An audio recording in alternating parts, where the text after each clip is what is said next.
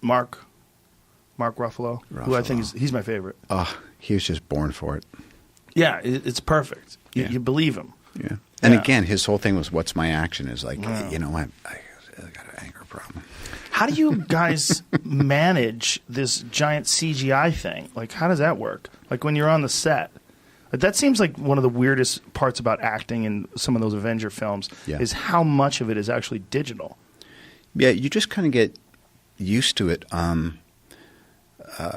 I'll digress. I did a movie with Richard Linklater called A Scanner Darkly, and it was rotoscoped. So great fucking movie. I love that movie. Love him. And Keanu and I and Woody and Winona, and it was this cool thing. And we would shoot these scenes, and he would say, "Oh, you can just leave your body mic on the outside because we're just painting the whole thing." So that rotoscoping is a great metaphor for essentially what the Marvel movies became, when sometimes you would even go in, I'm supposed to come in and, like, you know, throw something, and it was off camera, but everything else was great. Oh, we'll just move your arm later. And you go, wow.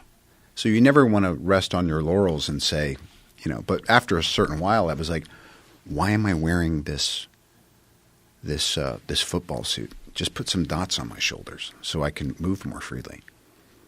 And they'd be like, all right. I go, honestly, what are you really using all this stuff I'm wearing for? They go, for reference. I go, great. So I'll wear it for one take, and then I'll take it off, and I'll relax a little bit. But then other people would be like, or Bettany would be like, I'm stuck in this fucking thing, Don. You know, just paint it purple. So everybody got to join in on the joys and the miseries of the technical challenge of doing it. And speaking of Ruffalo, by the end, because he's Smart Hulk, he literally, they were just making him big wherever he was, and they'd put a little, you know, a piece of PVC with a big Hulk head up about 5 feet over where his head was, and he was just there in a green suit.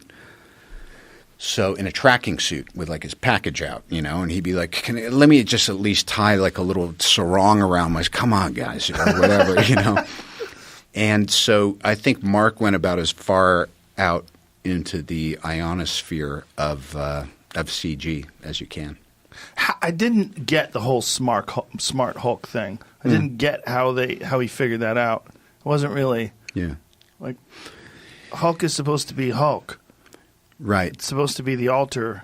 It's like one you can control, one is the genius scientist. Exactly. And one is the beast. But after so many times, and again, this is the genius of the people who break and shape stories over there.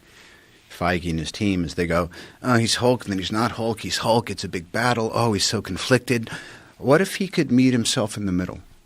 And then what corner have we painted ourselves in by having him meet himself in the middle? Because then you can't, if that doesn't work, you can't go back to the way it was. You've done it. Or you can go back to the way it was. So I just think that the real genius of the Marvel creative team is and the Russo brothers who did the last few Avengers, Infinity War, and Endgame, is they go, we love writing ourselves into a corner. We love it. Because then it activates all of those, how do we get out of purgatory juices, and then you get the next right idea.